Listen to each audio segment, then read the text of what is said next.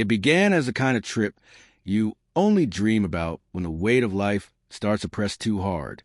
A weekend away, fresh air, open skies, a chance for Emily Carter, Jake Miller, and their baby daughter, Grace, to step out of the noise of everyday life and breathe in something quieter, cleaner, freer. At least that was the plan. Emily had been looking forward to this for weeks.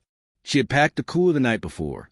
Neat rows of sandwiches wrapped in wax paper, bottles of spring water, baby formula in a small container marked with a sharp black G for Grace. Her phone was fully charged, not because she planned to scroll through it all weekend, but because she wanted to take photos. Emily was the kind of person who captured moments like fireflies, afraid that if she didn't, they'd simply disappear into the dark. Jake, rugged and practical, had spent the morning checking the weather report and the truck's tires. He was the planner of the two, a man who carried an extra flashlight, even if they were just driving across town at night. But this trip was different. This wasn't just a camping trip.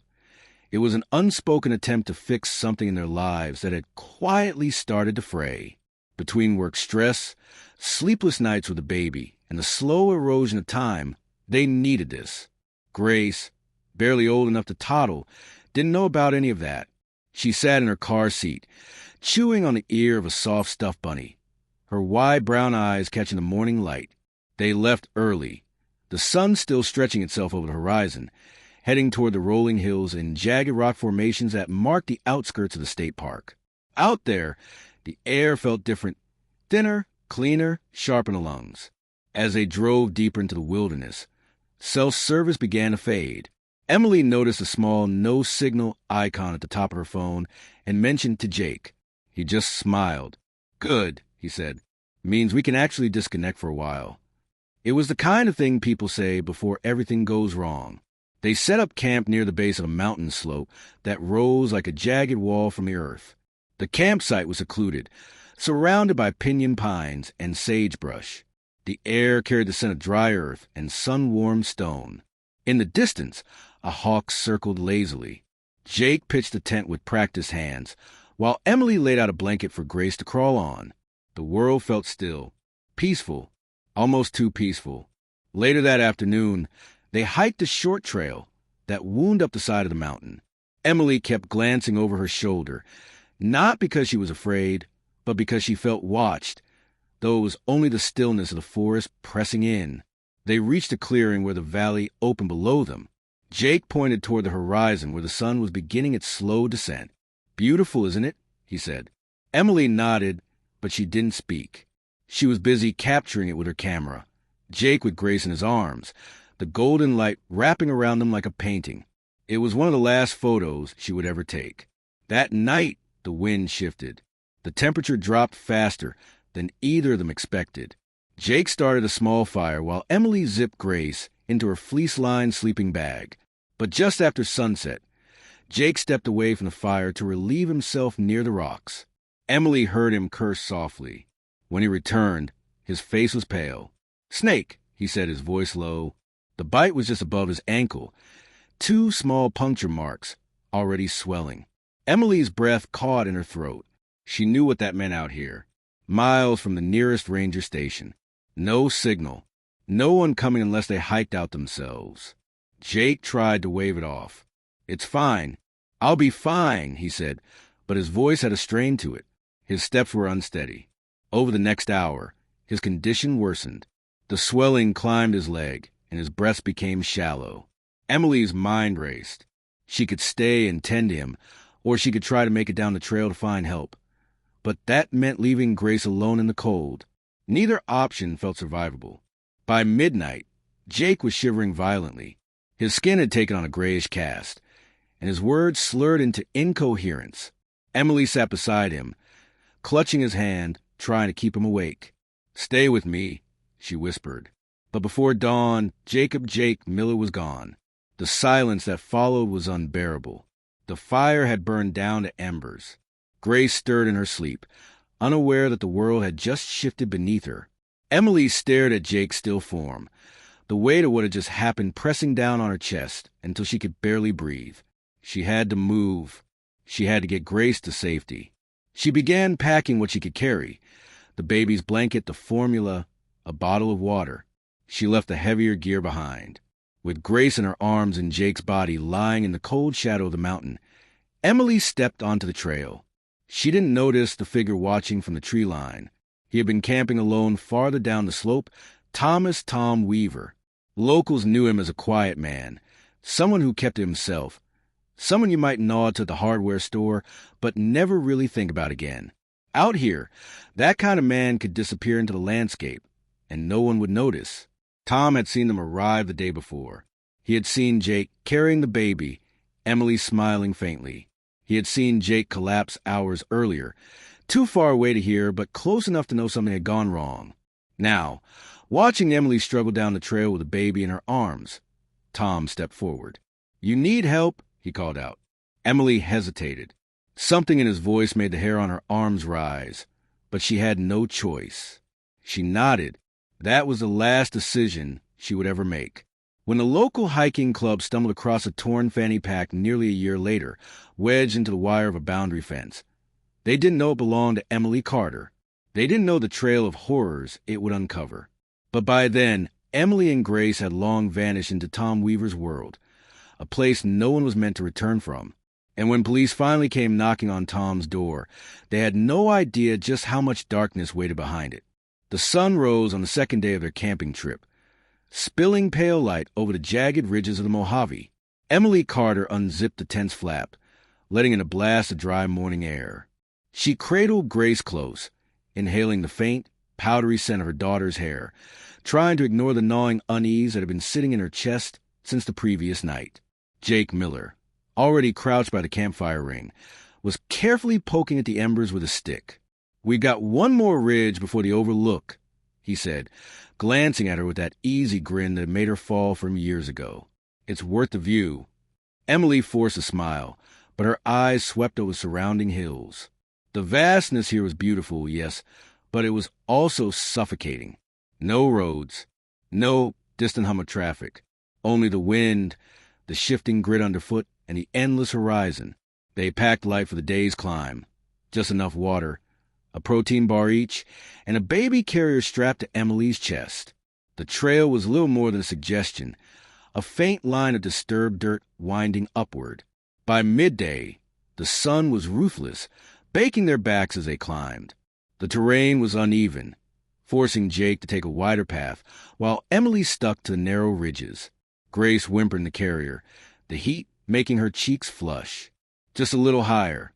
Jake called over his shoulder, his voice carrying above the wind. But there was something off in his tone, strained, almost urgent. Minutes later, it happened.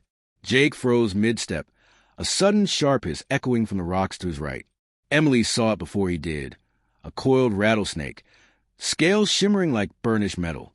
Jake leapt back, but not fast enough. The snake struck, fangs sinking into his lower calf. His cry tore through the still air, raw and panicked.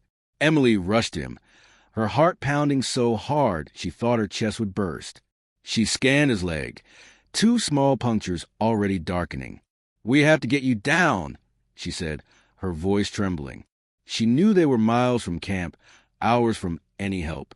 Jake shook his head, breath ragged. "You'll never make it in time with her." His eyes flicked to Grace, who was now wailing in Emily's arms. Emily refused to listen.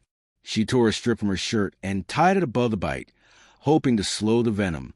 They staggered down the slope, Jake's arms slung heavily around her shoulders. Every step was slower, his weight more unbearable.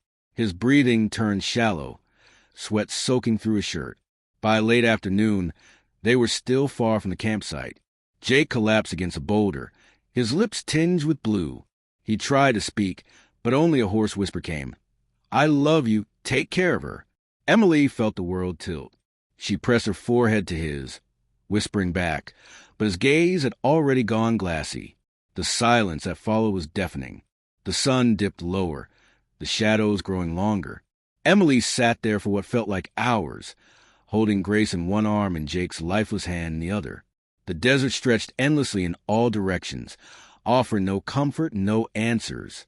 When she finally stood, her legs felt like stone. She didn't know where to go, back to camp toward the road, or deeper into the ridges. She only knew she couldn't stay. As she started down the slope with Grace strapped close, a faint figure appeared in the distance. Just a silhouette at first, standing perfectly still against a red-gold horizon. Her heart seized. Someone had found them, but as the figure began moving toward her, slow and deliberate, Emily felt a ripple of unease crawl up her spine. She didn't yet know that this meeting would seal both her fate and Grace's, and that Jake's death was only the beginning of a nightmare. Emily's knees buckled with relief at the sight of another human being, until she realized something was wrong. The figure didn't wave, didn't call out, didn't rush to help. He just kept walking toward her at a measured pace, as if he had all the time in the world. When he finally came into focus, Emily saw a man in his late 40s, tall and lean, with sun-leathered skin and eyes the color of steel. A wide-brimmed hat cast a shadow over his face, but his expression was unreadable. "You're far from a trail," he said in a low, steady voice. Emily adjusted Grace in the carrier. My husband, he was bitten by a snake. I need help. Please." The man's gaze drifted to the ridge behind her. "Your husband's back there?" Her voice caught. He didn't make it." For a moment, he didn't respond. Then he gave a slow nod, as if he'd already expected that answer. "I'm Thomas Weaver," he said finally. "Tom, there's an old cabin about a mile from here. Safer than trying to make it to the main road before dark." Emily hesitated. Every instinct told her to get back to civilization, but the sun was already slipping behind the jagged hills. She had no flashlight, no map, just a baby and clothes on her back. "All right," she said quietly. Tom led the way, his long strides forcing her to push to keep up. The desert fell silent around them, broken only by the crunch of boots on dry earth. After 20 minutes, a weathered cabin emerged from behind a cluster of rocks. It looked abandoned, windows dusty, with bleach to a pale gray. Inside, the air was cooler but stale. A cot sat in one corner, a wood stove in another, and shelves lined with dusty jars. "You can rest here," Tom said, setting down a metal canteen. "There's water. I'll get us something to eat." Emily tried to thank him, but her voice was weak. She eased Grace onto the cot, her heart pounding from exhaustion. Tom busied himself at the stove, the smell of something unfamiliar filling the air. When he brought over a steaming bowl, she took a cautious sip. The flavor was earthy, bitter. "Mushroom stew," he explained. "Picked this morning." Emily forced a nod, though her stomach was too knotted to eat. Grace stirred in her sleep, her tiny fists clenching and unclenching. "You're lucky I was out there," Tom said suddenly, his tone sharper now. "Not many people come this far. Not many leave, either." Emily's eyes flicked up to him. "What do you mean?" He smiled faintly, but it didn't reach his eyes. "Desert takes what it wants. People get lost. Wind covers the tracks. No one ever finds them." Something in his voice made her throat go dry. She told herself he was just making conversation, but when his gaze lingered on her longer than necessary, she felt the urge to grab Grace and run. That night, Emily lay awake on the cot, staring at the cracked ceiling. Tom had retreated to a chair in the corner, his hat tilted forward as if he were sleeping. But every time she glanced at him, she could feel his eyes on her through the shadow. She thought of Jake, alone on the ridge, the cold seeping into his body. She thought of the endless desert outside, swallowing sound and light, and she realized with a sudden jolt, no one knew she was here. No one knew she was with him. The next morning, when Emily stepped outside to get some air, she noticed something half buried in the sand just a few feet from the cabin. A scrap of faded blue fabric. It looked like the corner of a shirt, small, like it might belong to a child. Emily crouched down and brushed the sand away from the scrap of fabric. It was sun-bleached and frayed at the edges, but the stitching was still tight, definitely part of a shirt, small enough to have belonged to a child around 8 or 9. She turned it over in her hands, frowning. The desert wasn't exactly a place where children wandered, especially not this far from any trail. Behind her, the cabin door creaked open. "Find something?" Tom's voice was calm, but the words landed heavy. Emily jolted, hiding the fabric in her pocket before turning to face him. "Just looking at the sand. It's different here. Tom stepped out, glancing toward the horizon. Sand, sand. It moves, covers things. He locked eyes with her. Buries things. The way he said it made her skin prickle. He told her breakfast was ready, then turned back inside. Emily followed reluctantly, noting the heavy padlock on the outside of the cabin door, rusted but functional. Why would anyone need to lock themselves in or lock someone out? Over the meal, Tom spoke sparingly. His questions weren't about her safety or how she'd ended up in the desert. Instead, he wanted to know if anyone knew where she was going, whether she had family expecting her, whether Jake had told anyone about their route.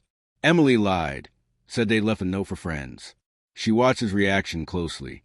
He only nodded once, as if filing away. By midday, Tom announced he had to check his traps and would be back by nightfall. He left her a small jug of water and a stern warning. Don't go wandering. Desert's not forgiving.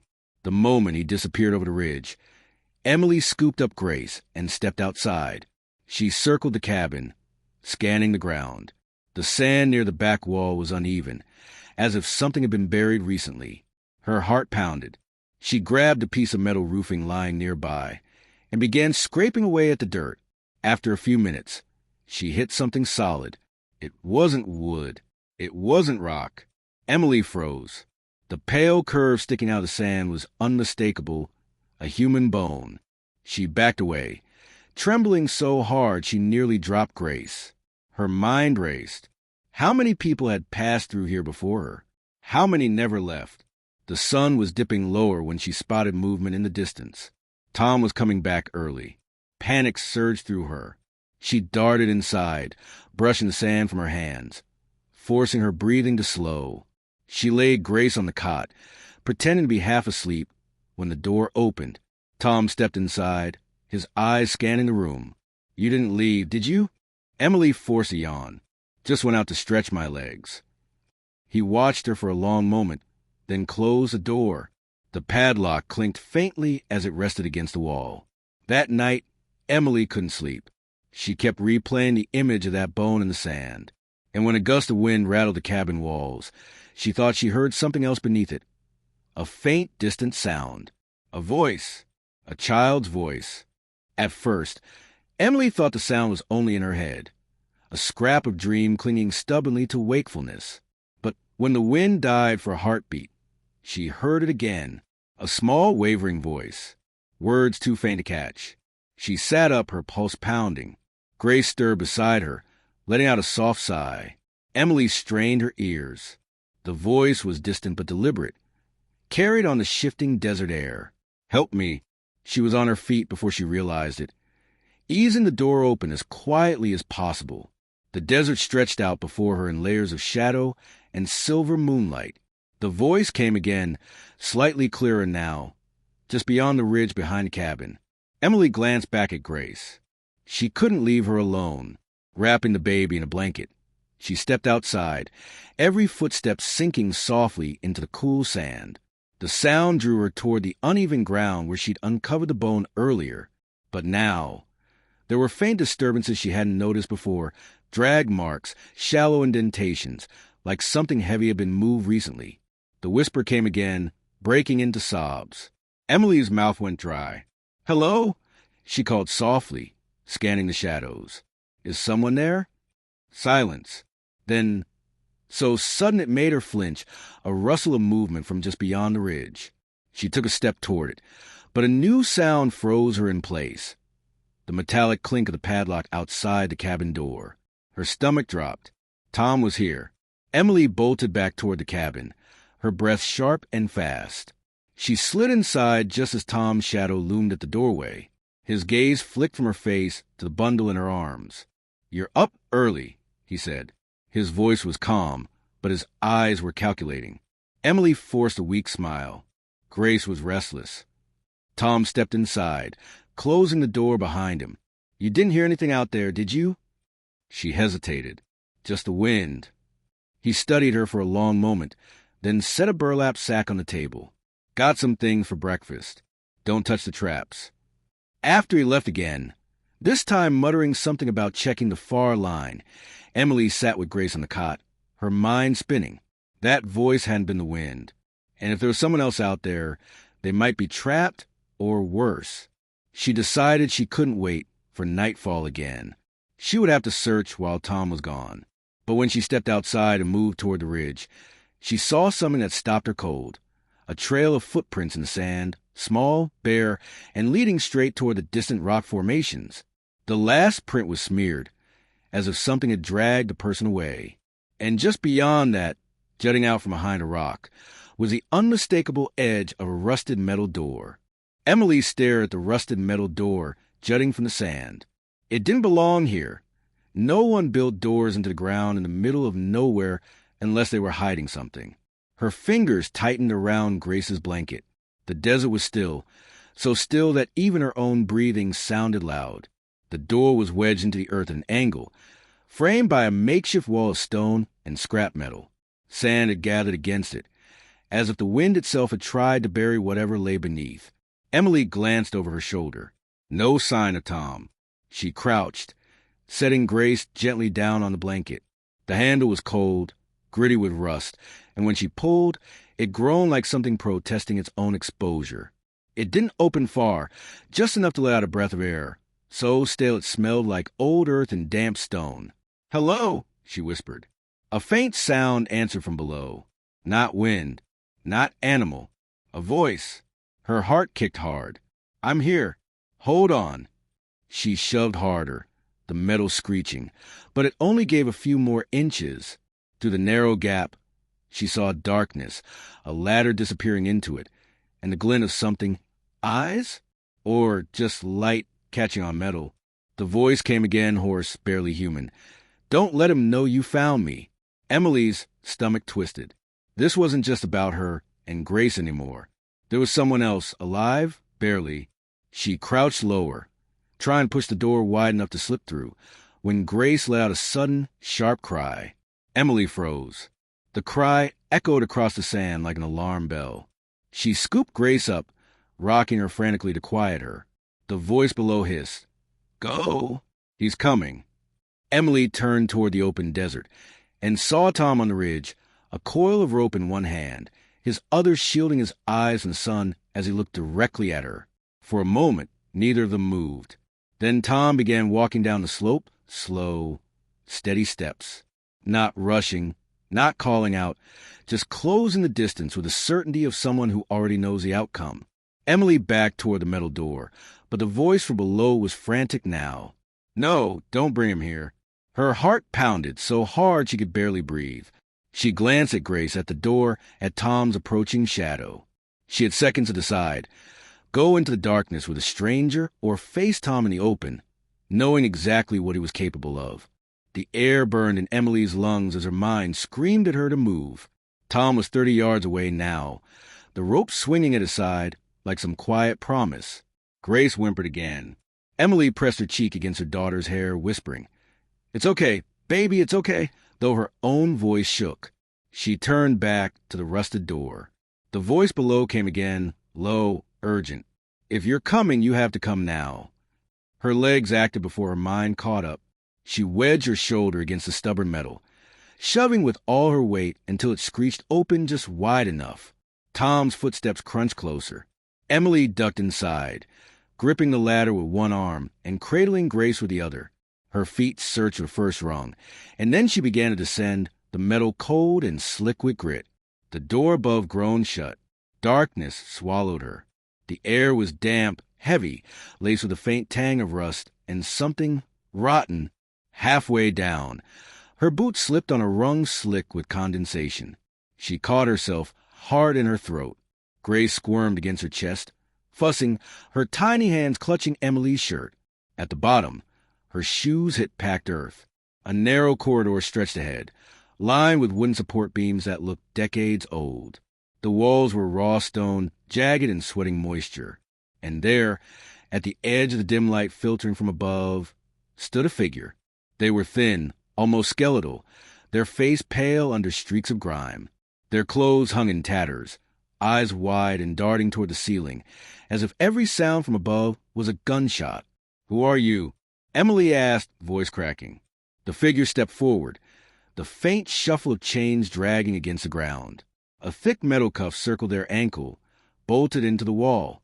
They started, but then froze, head tilting toward the ceiling. From above, a faint creak echoed. Tom. The figure's voice dropped to a whisper. He knows you're here. And if you don't get out before he closes a hatch, you'll never see the sky again. Emily's heart pounded against her ribs. She glanced back at the ladder, light still spilling in, but with every passing second, the darkness deepened. And then the sound she dreaded most. The heavy slam of metal on metal. The door above had shut. The echo of the metal hatch slamming shut rolled through the underground space like a thunderclap. Emily froze, her ears ringing, her chest tightening with the realization. They were sealed in.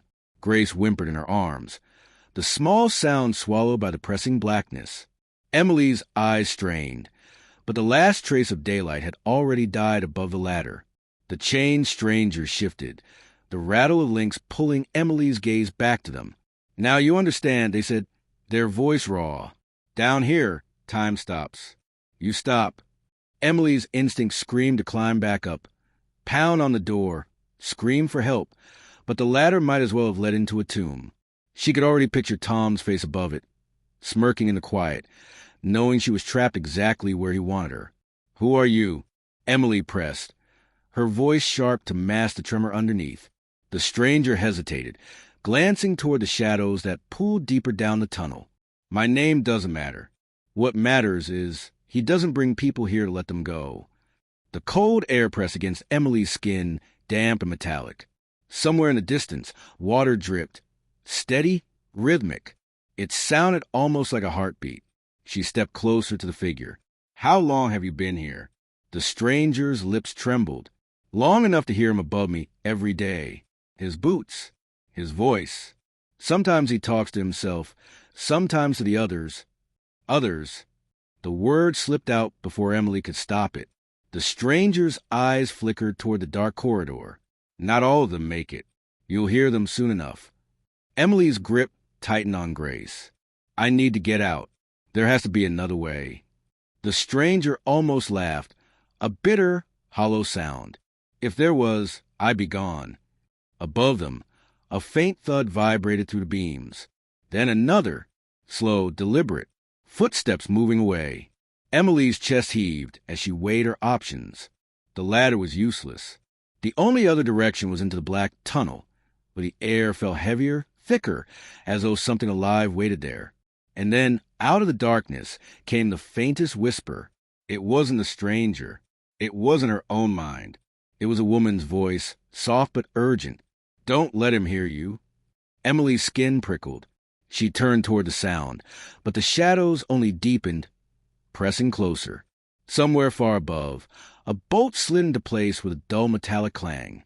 Tom had locked the hatch. The whisper still echoed in Emily's ears as she stepped into the black corridor. Each step was careful, deliberate, the ground beneath her slick with condensation. Grace stirred against her chest, her small hand clutching Emily's shirt as if she could feel the danger too. Behind her, the chained stranger hissed, Don't go that way. But Emily was already moving. The tunnel narrowed, forcing her to hunch.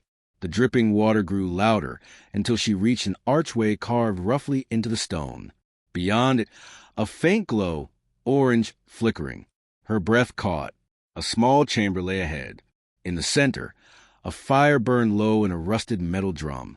Around it were shapes that were once people. Their eyes glistened in the firelight, hollow and watchful. Some had their ankles chained to iron loops in the ground. One whispered something she couldn't make out. New one, a man murmured.